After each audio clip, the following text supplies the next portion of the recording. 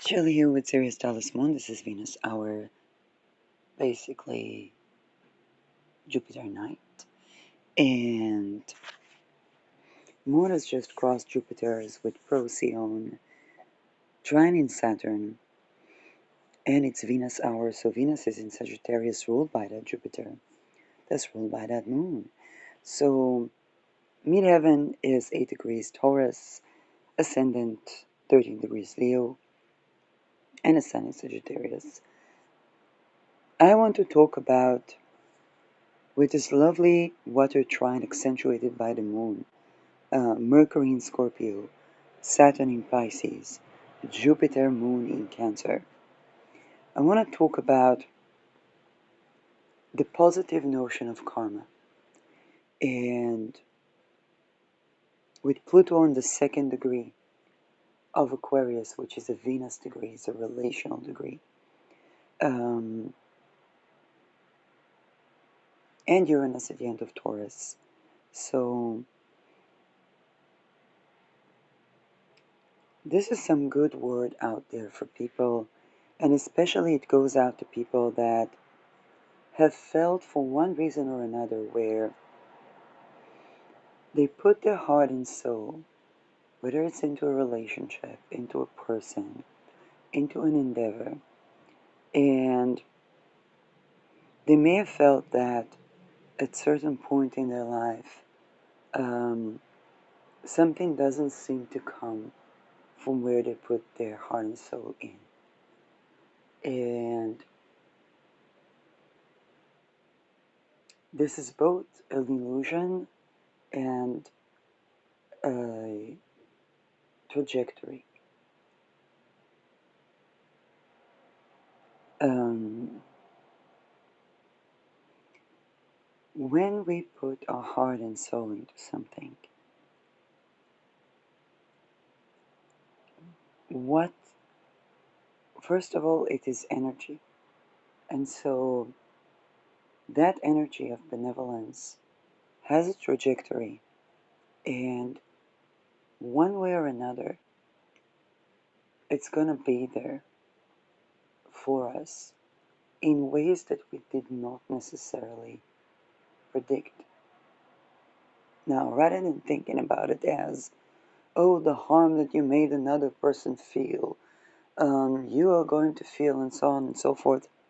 No, not necessarily. If you realized you have, if genuinely you caused harm because of a certain fault, okay, because sometimes people are let down because they couldn't contain a person being who they are or whatnot. But whether it was because of some fault or whatnot, then isn't that fault about basically healing yourself, the places where you need love, and being able to love and to pay attention to the signs? Because a lot of people just don't think they love that much, okay? Which is, and that is, um, but on the positive side, if you genuinely put your heart and soul into someone or something, and you felt that, hey, that one didn't come around, or that one wasn't growing into what you expected or what you predicted, you better rest assured that that benevolent, authentically benevolent energy you put out there will be there for you. It's just not going to be there. This is where Neptune comes, because it's just not going to be there in the way that you necessarily predict or expect it to be. Think about it. Think about when you run a business, okay? Because a business really teaches us about allocating energy. And let's say you do something where you test your boundaries and you see Okay, you have this benevolence to give, and the person you are benevolent with might not immediately be able to return the favor, or they might be overwhelmed with things. Okay, you better rest assured that that energy you put out there, you're gonna be receiving in some other way. Okay, so it can be a sudden influx of clients, for example, or a sudden deduction that you didn't expect, or okay, you better bet that it's gonna come around from a place that perhaps you didn't even know you need that. And and that's important to remember. Your energy is not wasted. Your benevolence is not wasted. And this is authentically difficult to give without expecting in return. And at the same time, not to succumb to, um, how should I say that? Not to succumb to be in a place where our needs are not met.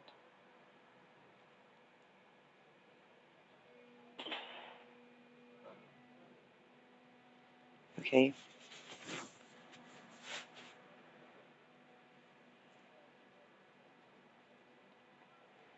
There are many components that sometimes it's difficult to predict.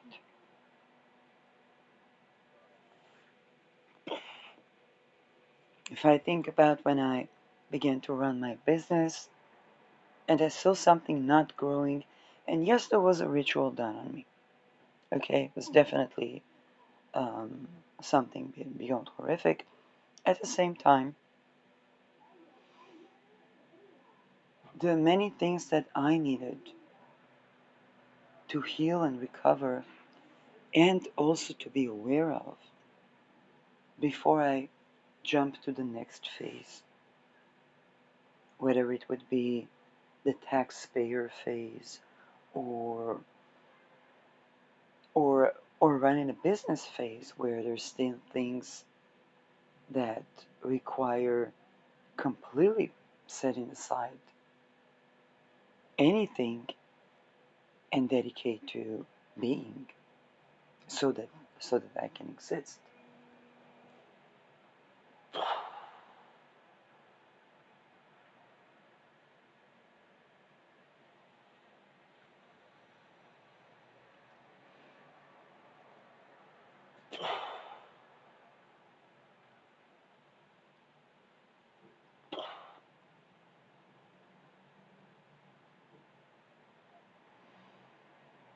There are many reasons where one puts their energy and love out there, and there can be something that still needs in a very deep level to heal before, let's say, something comes to fruition erotically or romantically. And then once they heal that, they might discover that they're not even that compatible with, okay, the let's say the first person they put their energy to. And sometimes, and that of course has to do with, economy that allows and accommodates for love and all the things that I talk about on my channel in other occasions. There are many things that could be hiding underneath. Okay, let's say when somebody receives a rejection, or that can both bring coping mechanisms but also bring awareness. Sometimes the deepest awareness that we can feel even shame around is that, hey, we weren't even that person wasn't even exactly what our wish fulfillment is.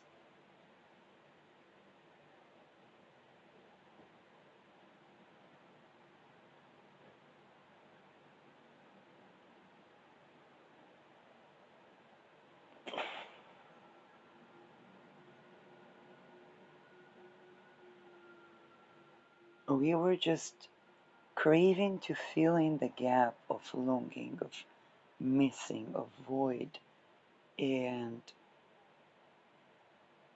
in that, while the feelings may have been completely authentic and genuine, um,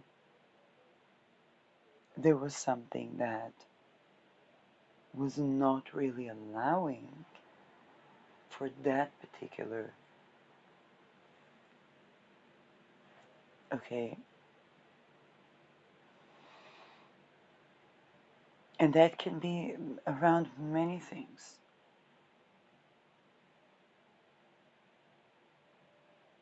At other times, it can be that certain people need to heal certain things before anything, and there is no one particular prediction of whether people will grow together or not.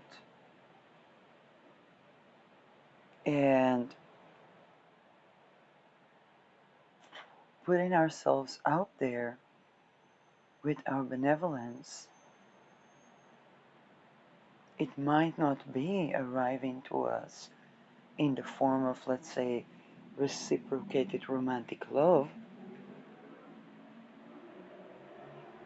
but it might just be that from another point of view, there's a different type of love or different type of benevolence that may come from that person or from other people.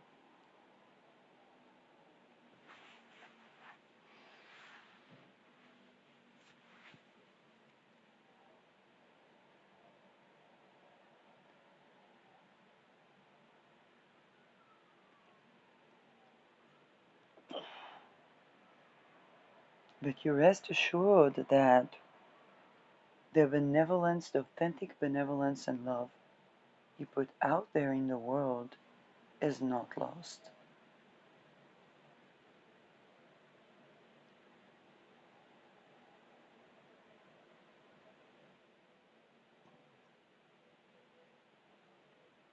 And yes, it might take different time, different perspective, different circumstances where that authentic benevolence is going to be needed, and it will be there in miraculous ways that one hasn't predicted.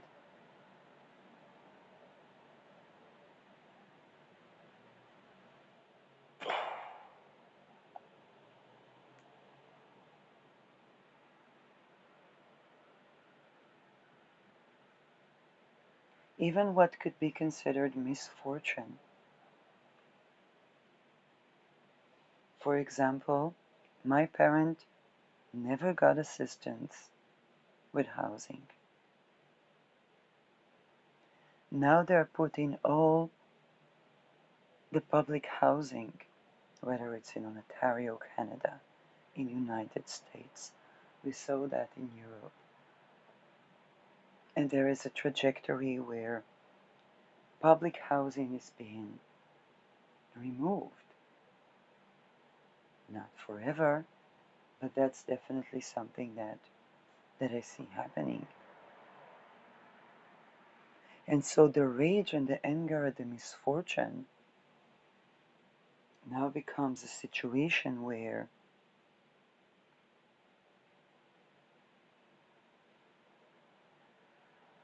there wasn't a place where suddenly people that had a house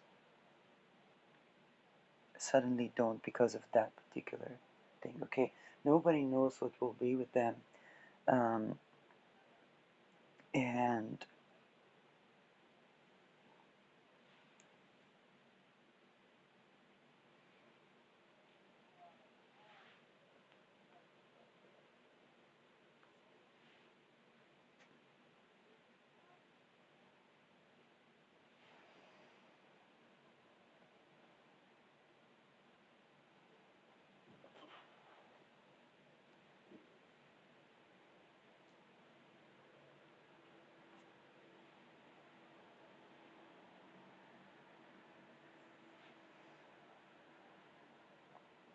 also, when it comes to, let's say, something that was not reciprocated,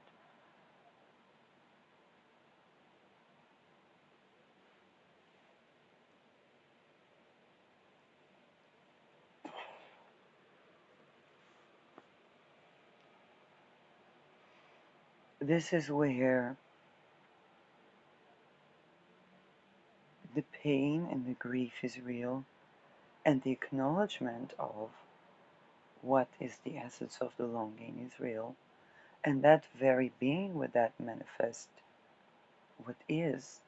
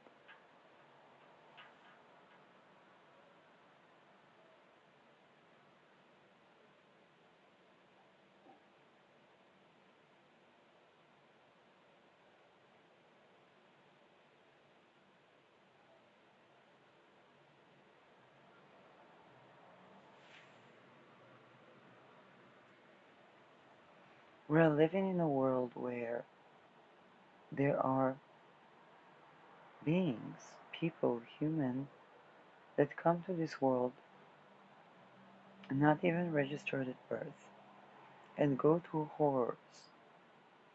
Of course, that has a ripple effect.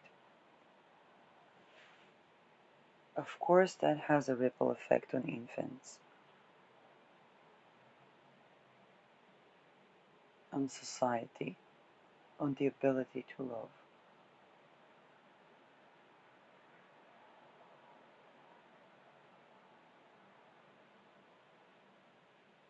When we are thinking about these terms, then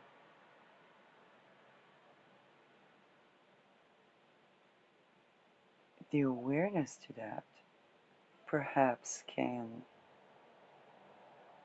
take a little bit of the perceived burden of wondering what one, if one wasn't enough, or if one wasn't being good enough, or if one wasn't appreciated, into the awareness that there's still things happening in the world that have a ripple effect on our ability to love and be loved.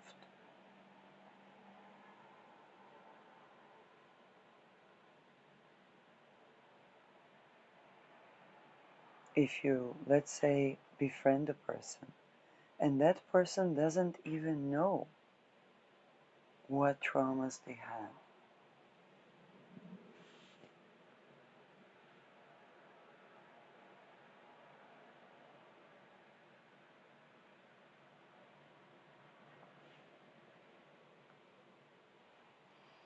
And you try to play that relationship by certain perceived rules.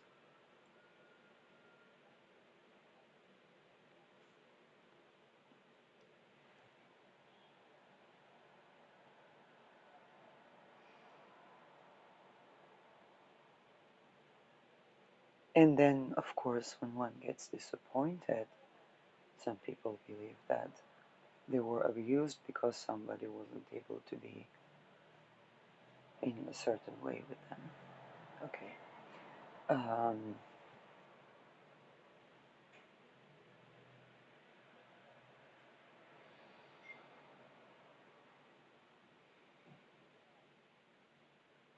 and this is just one example.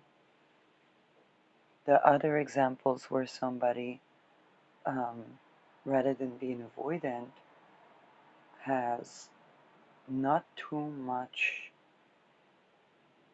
ability to navigate the winds, let's say when it comes to their passions.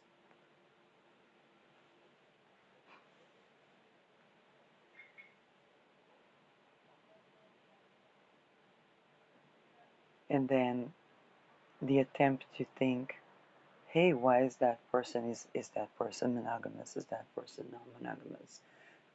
Are they going to commit? And so on.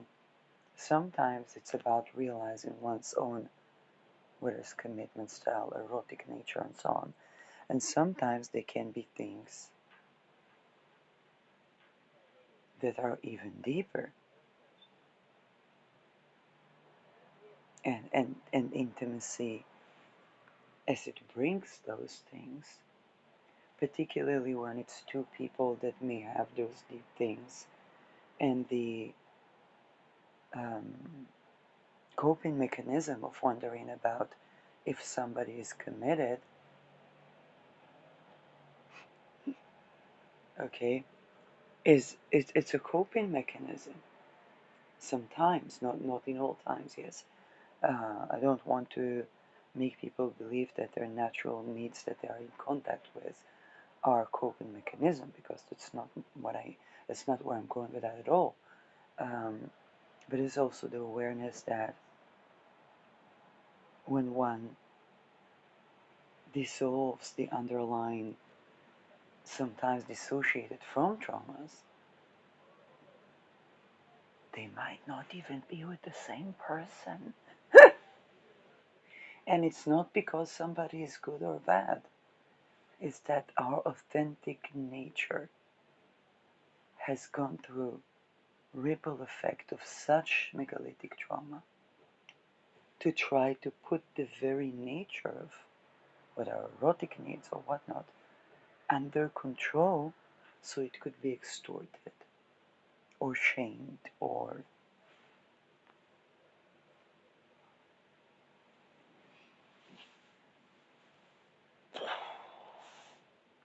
And the fact that if children did not get to meet their non-erotic needs, they might spend their quite some good years trying to think about the perfect intimacy. Okay, body, heart, mind, and soul, and so on. Whereas, like, well, sometimes it's just the non erotic intimacy. The child needs the emotional needs of a child.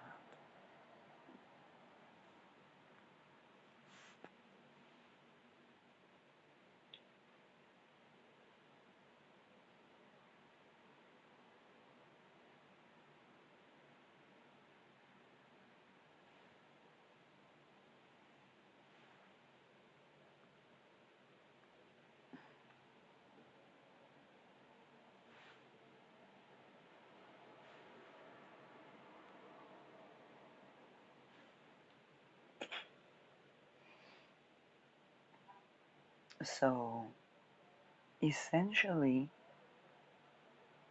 the benevolence we put out there is not lost.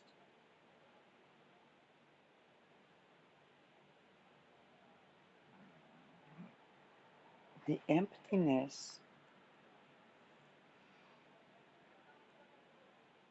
is a place for being with the void that can tell us of the nature of our needs.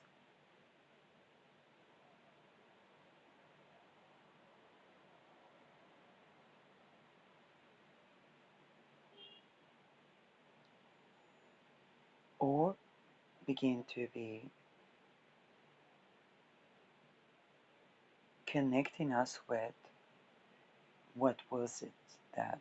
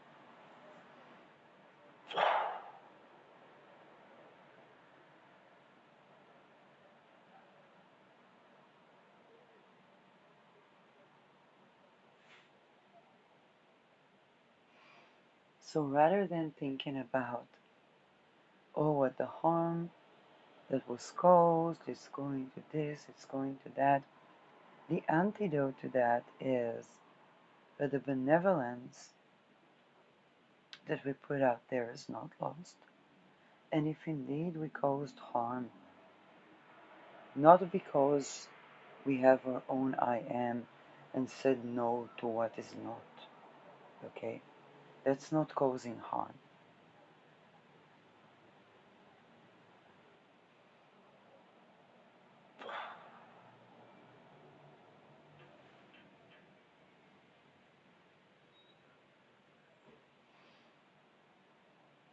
But if indeed were fault of us, we caused harm,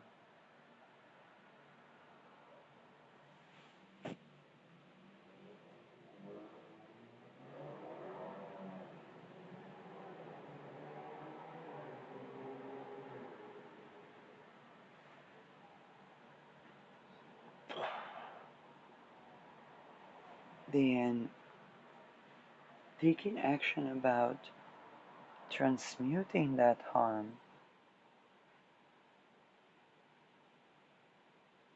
is a point of remediation. Okay, it's not like about you cause this amount of harm, you're gonna be retributed and so on. No, not necessarily. If you understood on time that, let's say, somebody thought that somebody owes them sex, and maybe they weren't even aware of this thought. They weren't even aware of this thought until they realized that somebody was gone and they weren't giving them sex. And then they're like, feeling abused. Why are you feeling abused? I gave chance to this person. Weren't they recovering from sexual trauma?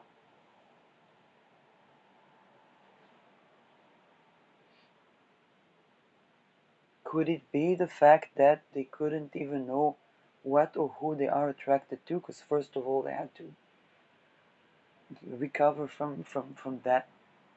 And once they do, of course, they're not attracted to somebody who thinks that is somebody owns someone. That it's not sexy. Okay. Now, if they weren't aware that they even had this thought, then it can be a crisis of awareness.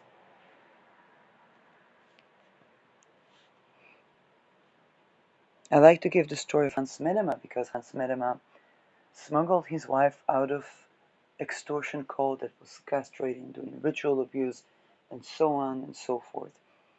And he was forcibly wed, and he smuggled the wife that he was forcibly wed to. And he said, well, why did she deny me sex? And he called her a whore. Now, whore was a part of the ritual abuse, but he did not have that discernment to sift the wheat from the muck, to understand that seeing a woman as a whore, or seeing juxtaposed to that she's not able to have sex with him,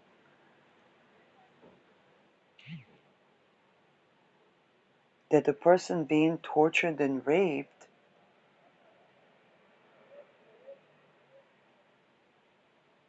and programmed in a certain way to have certain nervous system responses or reactions to that does not equal having sex, and it does not make them a whore, and it does not make them a whore when they can't have sex, because what they need to recover from is quite megalithic. Now, if a person doesn't even have that awareness, then it could be a crisis of reckoning. And in that crisis, there's an opportunity to acknowledge that, hey, one had an unconscious belief that somebody owes them sex. Now, of course, it's not about being in a relationship where the erotic needs are not met, or so on and so on. But then, hey, isn't the belief that somebody owes them sex an erotic challenge?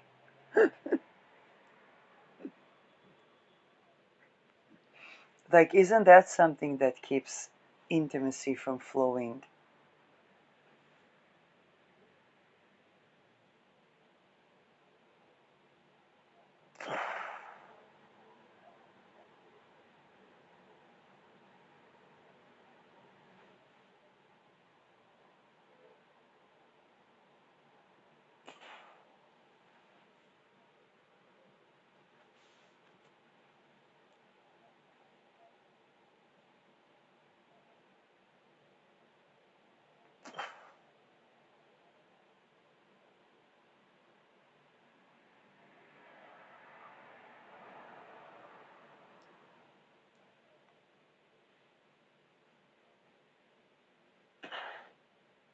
Isn't the belief that when someone is more attuned with wondering, with looking and developing a sense of embodiment of what is a yes, no, and maybe for them, that may take the precedence over wondering about if something is monogamous, not monogamous, relationship, not relationship. They're focusing on seeing if something is actually willing consent for them, particularly when they were never exposed to willingly consensual sex.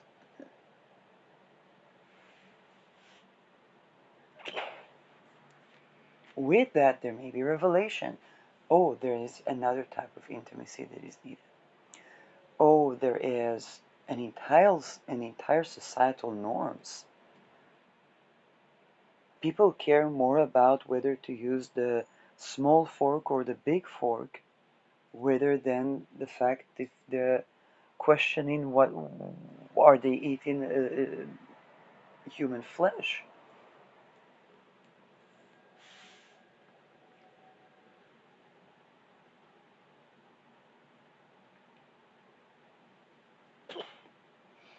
Wondering about the fact that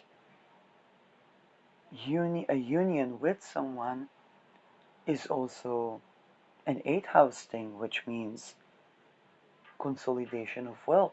How did the families make the wealth? Okay, the many things that can come from that. But when something takes precedence over other things, not being aware that that's the trajectory of a person can give the impression that they are either indiscreet or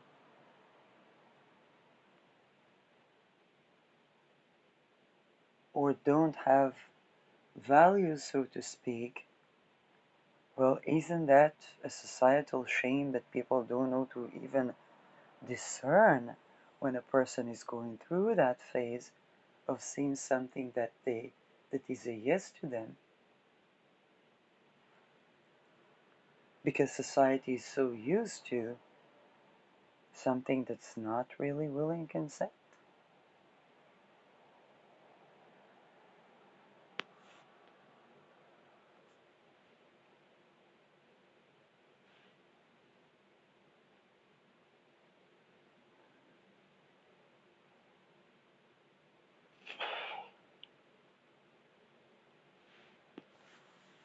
Now, all of these things are quite embarrassing. It's embarrassing when somebody thinks that somebody is an indiscreet da da da da da, and then they just find out that, hey, that person was tortured, and they're trying to connect with their sense of embodiment and insist on a love that is actually loving, not giving up their eroticism or blocking out the astral or giving up existence and so on and so forth. That's very embarrassing when somebody thinks that a person that's saying no to human trafficking is a whore or has no values or attracted to when they weren't even given the chance to be exposed to something that is actually loving because of this economy.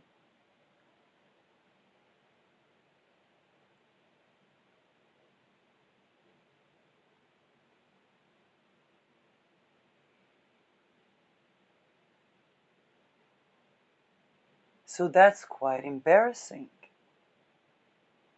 That being said, it's an invitation to see that, hey, okay, we can go about that being embarrassing, but we're not here on a humiliation trial. It's not a humiliation ritual. It's like, hey, okay, that's fucking embarrassing, but hey, now we understand why the person who thought that, okay, did not have a fulfilling erotic life that is also loving and relational. And hey, it's also the fact that for that other person might have not had that either. And it can be very confusing, particularly when people spend some time being single, not jumping from relationship to another. And some people do jump from one relationship to another, and people are saying, oh, that person just sleeps around. Not necessarily. They might be given a chance and given a chance and says, what is the pattern? So they look within themselves, they look within the other, and they don't even know that there are children buried alive underneath the real estate. That is an erotic challenge for people that want to have a family. You gotta get together. You want to have a home. You want to have two homes.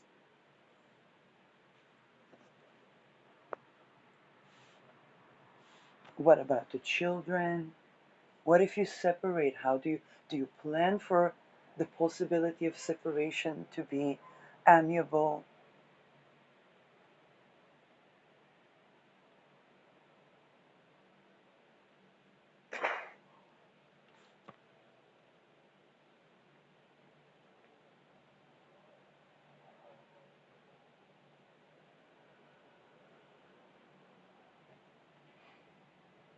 Oh, wait a second, there's a housing crisis.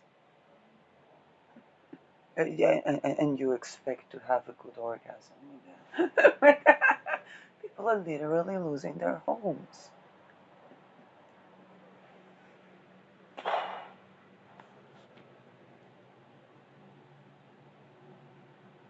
You voted for a party that outvotes women's rights.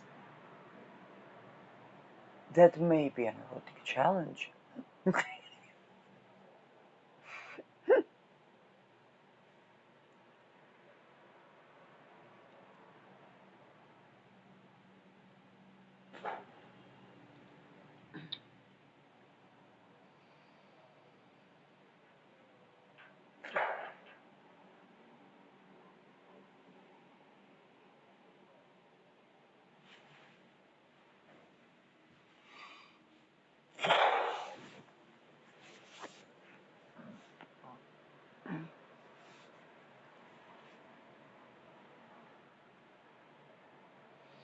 And yet, when we do tend to those things,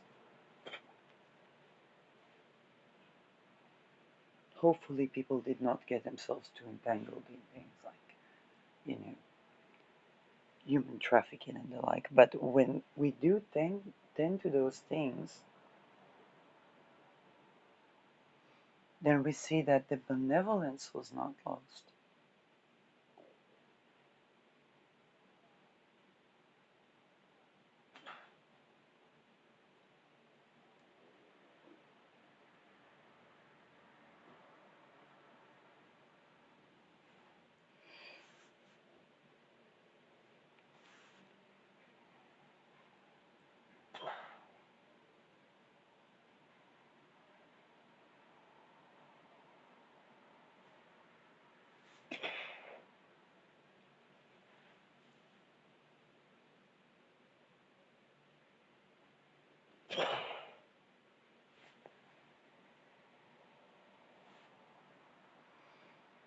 Any society that went convinced that it's okay to traffic someone, to violate the sexual sovereignty of someone, by whichever excuse, has been led so much astray that the entire society is pretty much lost unless it changes.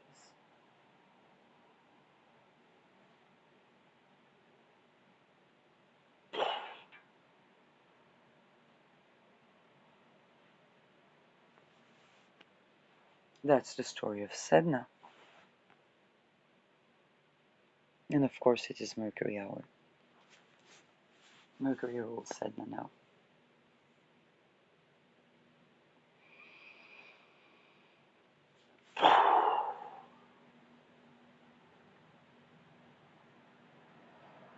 But instead of, and you know what? Yes, feel the pain, feel the anger, feel the grief.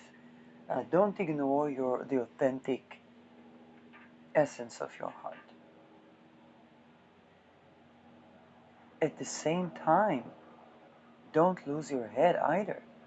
If you've been the one who thinking that somebody owes you sex, voting out women's rights, looking for a simple woman that would be like a trad wife, not really being sure if you will not cheat, not really being sure if you will not murder her if she'll cheat, how do you expect her to orgasm? She fears for her life.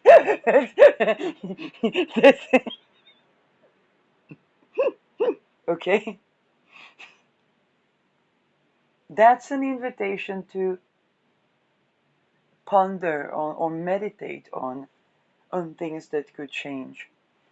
Were there any ritual occultistic things that you were doing that were severing the hemispheres, the mind and the heart?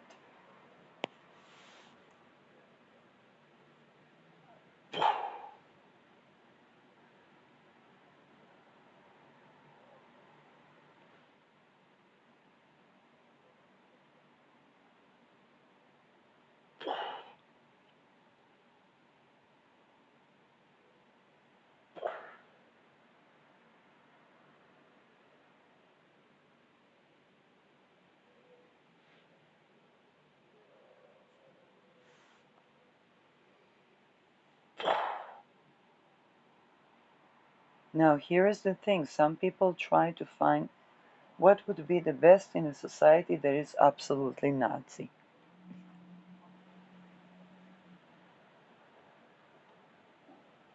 You can't expect somebody to be able to orgasmically flow with you when the world is not seen. And you can't expect them to not be fearing that you wouldn't try to exploit or extort them in those situations.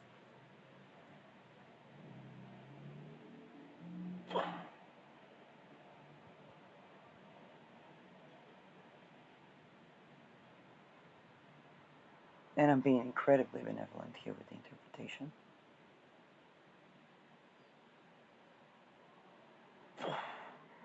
And yet, when one does tend to these things,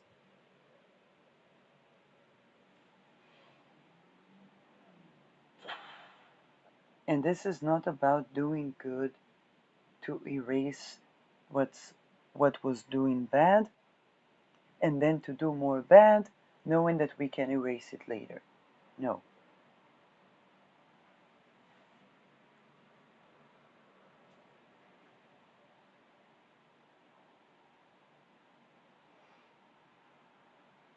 But when that thing sometimes arises only upon rejection,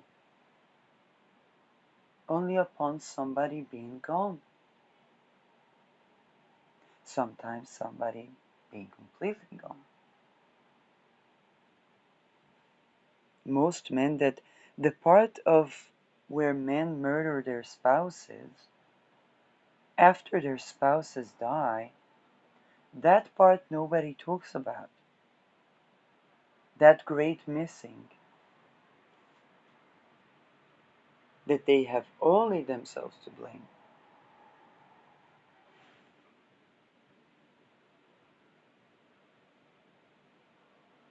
That great missing when they realize nothing and no one is going to fill that place.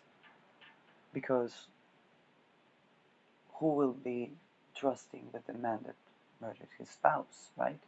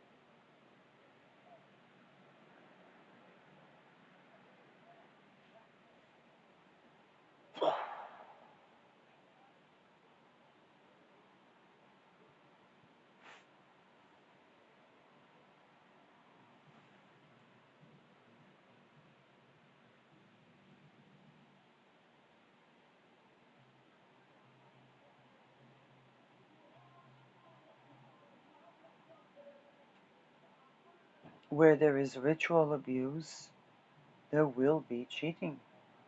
Because people don't have their yes, no, and maybe aligned. If people don't have their sexual sovereignty, they don't have their I am, the chances that there would not be cheating or even emotional cheating or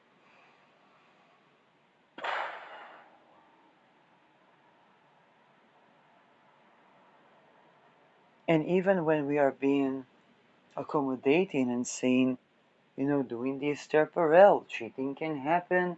Let's look what was missing, what was here, what was there. Can we resolve it together? Do we want to add other partners or whatnot? When there is ritual abuse, none of that is suffice.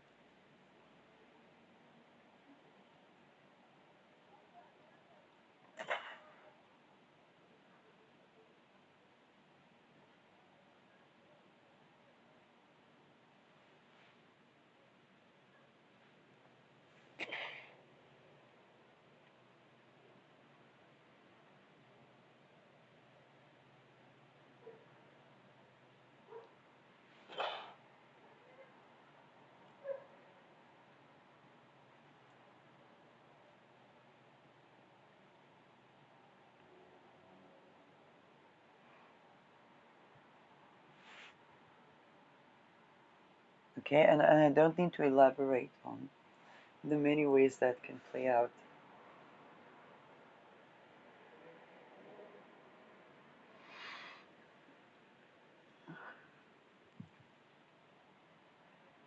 That being said, the kind of light amidst the tunnel is that, hey, it's not about one not being good enough um,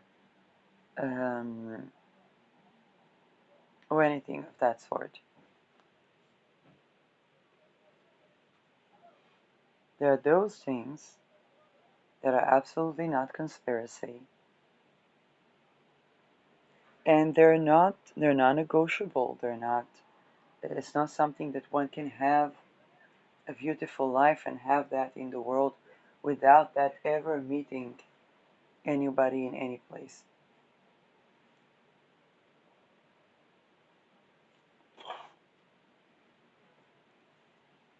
And if it does for a while, then there comes a time, you know.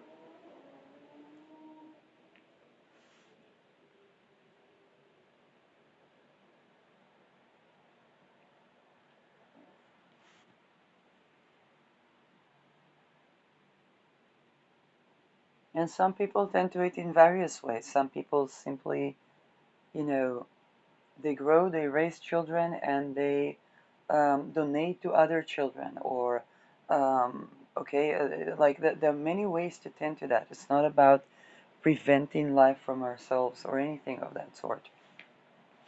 Okay, I'm not there to put obstacles where there aren't, but when there are, I'm not there to ignore them either, because ignoring them can make one think that they have been so severely abused by that person that said no to them after so many years that they have been friends.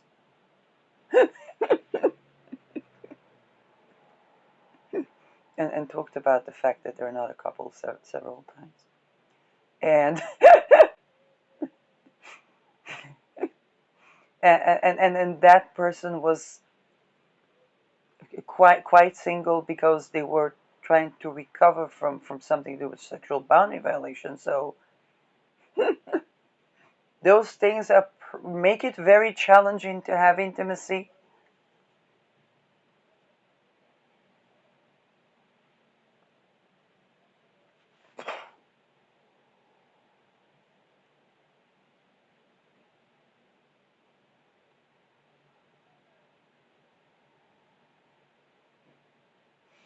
And in those situations when one gets into the actual things that the embodiment and so on, yeah, people that may still go to, let's say, sex workers, of course, that becomes a sensitive point where even if that's in your friend group or, you know, it's heightened sensitivity to that. Like, that's natural, that's normal, because there is an increased awareness, and either the world changes with that, or the people that choose to stay on the margins of sexual sovereignty. I mean, choose to in the sense that choose to say, oh, the Me Too gone too far, or that to me is choosing to stay on the margins. And they may have their reasons.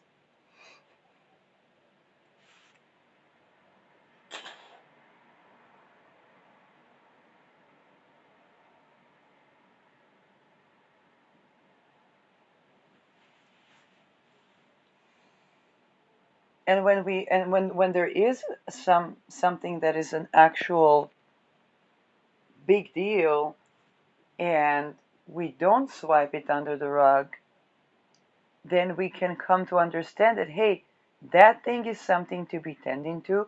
It's probably going to take effort, time, grace, benevolence, compassion to deal with that, perhaps separately.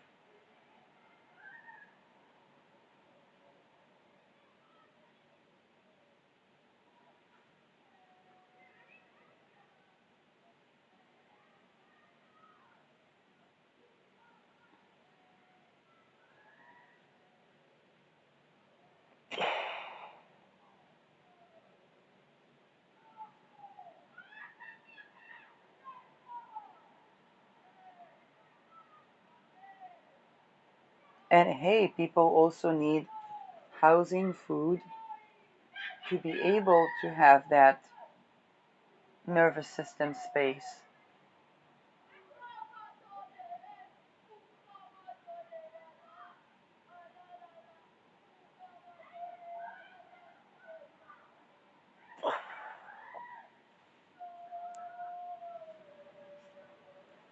The authentic benevolence somebody put out there towards someone, that is not lost.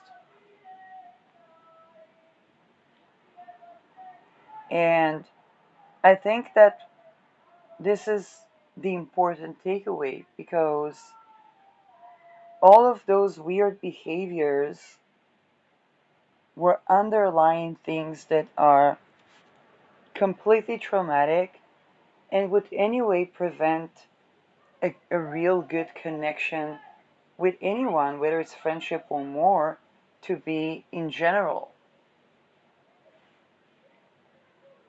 So knowing that the authentic benevolence is not lost, it's just that, hey, that's quite some things to deal with, can also be easier on the heart of people that may have felt heartbroken, um, abandoned, abused, or okay, having, and it's not about shaming or blaming or arguing with anybody's emotion or interpretation of reality or whatnot. It's just remembering that the authentic benevolence one put out there is not lost, and they are going to meet authentic benevolence towards them in ways that they were just not predicting. So it can be disappointment that it didn't happen in that particular way,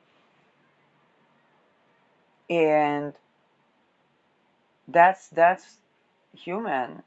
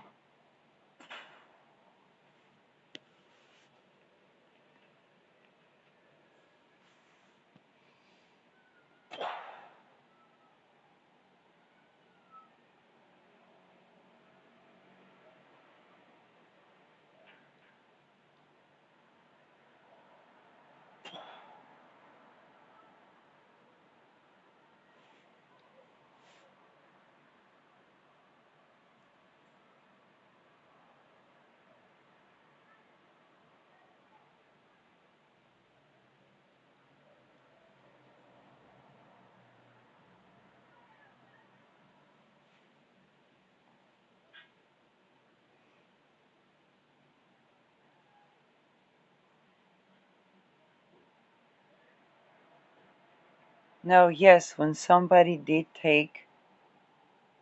go on a power trip so intense as to, how should I say that?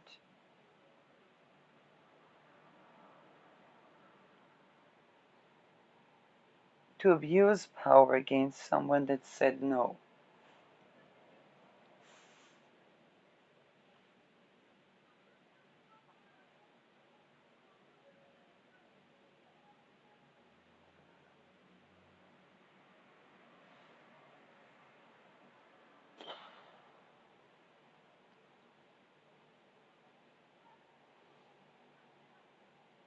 That's something where